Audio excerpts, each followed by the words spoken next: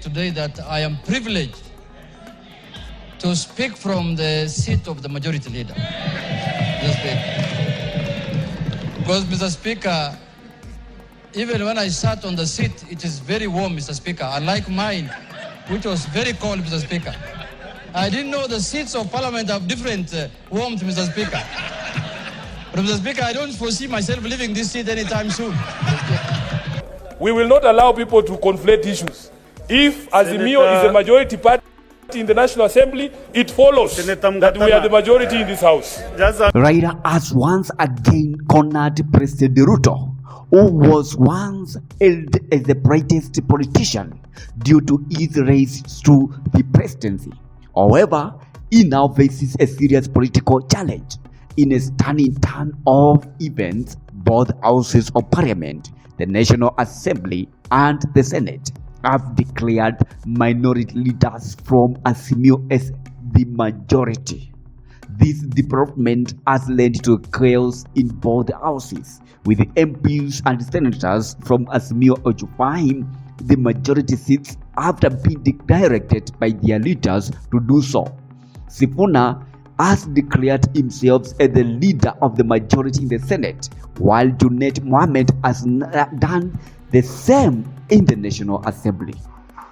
Today that I am privileged to speak from the seat of the majority leader. Because, Mr. Speaker, even when I sat on the seat, it is very warm, Mr. Speaker, unlike mine, which was very cold, Mr. Speaker. I didn't know the seats of Parliament have different warmth, Mr. Speaker. But, Mr. Speaker, I don't foresee myself leaving this seat anytime soon.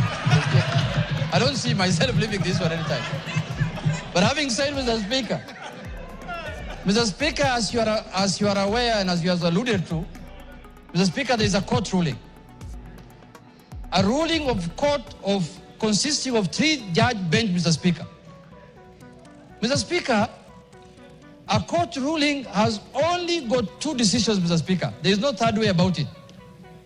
One is to obey it, and secondly, if you have any avenue of appeal, you exercise that right of appeal, Mr. Speaker. There is no third way about it, Mr. Speaker. And the court ruling, what we went as AZIMIO after the election, after your decision here, Mr. Speaker, what took us to court was for the court to interpret for us the constitutionality of your decision on who is the majority party and who is the minority party in this house, Mr. Speaker. And the issue of the Speaker came in as obiter, Mr. Speaker. But what took us to court, we wanted to know, because when we arrived here after the election, we arrived here knowing very well that we are the majority party, Mr. Speaker. And we are the numbers. But midway, we ended up losing numbers through your ruling, Mr. Speaker. And that is what took us to court, to ascertain whether we are the majority and whether we are the minority. And luckily, the court has made its ruling, albeit late, Mr. Speaker. We expected this ruling much earlier than this time, Mr. Speaker. But it is better late than never. The decision arrived, and the decision has said that the AZIMIO party is the majority party in Parliament, Mr. Speaker. And I so happen to be the minority leader as of now, Mr. Speaker. So today afternoon, I just switched seats and I took over the role of majority leader, Mr. Speaker. And I am capable of doing that work, Mr. Speaker. I have the capacity, I have the qualifications, I have the capabilities, I have the numbers in the House, Mr. Speaker, to lead, Mr. Speaker. I have everything what it takes, Mr. Speaker, to be the majority leader of this House, Mr. Speaker. But, Mr. Speaker, the issue that we need to exercise, to analyze, Mr. Speaker, is that, Mr. Speaker, I want to say this.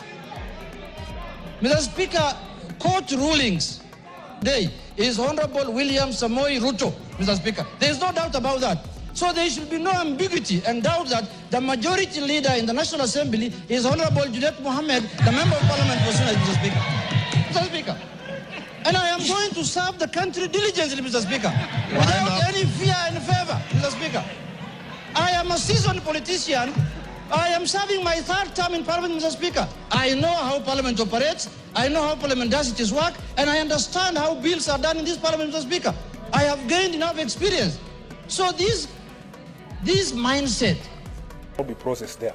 On the question of which party is a majority party, there is absolutely no mention throughout the entire document of the Constitution of the Senate. In my view, it means that the leadership or the designation of a majority party is set in the National Assembly. And I will tell you why I think that, Honorable Speaker. Because it would be very absurd, Honorable Speaker, as SG of ODM, for my party to be the majority down there and I'm in a minority here.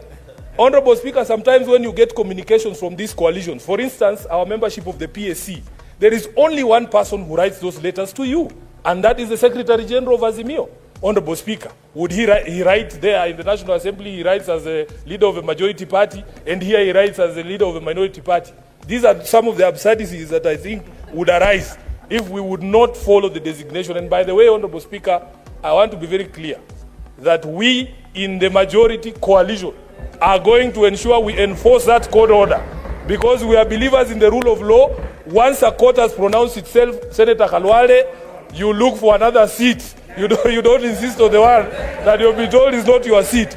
So therefore, Honorable Speaker, you cannot tell us, a member of the Senate cannot stand here and say, oh, the courts are out there and we are here. We exist in a constitutional order that the things that happen here have consequences outside, and that the process of checks and balances and oversight requires that other organs also look into the issues that are being done by this particular institution. So therefore, Honorable Speaker, we will not allow people to conflate issues. If AZIMIO is a majority party in the National Assembly, it follows that we are the majority in this House. I thank you. This move has thrown President Ruto into a panic, and with the political tension escalating, it appears that there are now discussions around the possibility of his impeachment. Ruto's political adversaries, including Raila, Kalonzo, and Uhuru, are speculated to be at the center of the plot, though they are not directly involved in his impeachment process. The political storm continues to loom over Ruto as the possibility of impeachment grows more imminent. The unfolding drama also ties into Raila's pursuit of the chairmanship of the African Union Commission, AUC, with his success or failure in this pursuit potentially affecting the direction of these political maneuvers. As the crisis deepens, the nation is watching closely to see how these events unfold and whether Ruto will be able to maintain his presidency in the face of mounting opposition. The storm is far from over, and it remains to be seen what will happen next in this volatile political climate. This is Stephen, GCNews.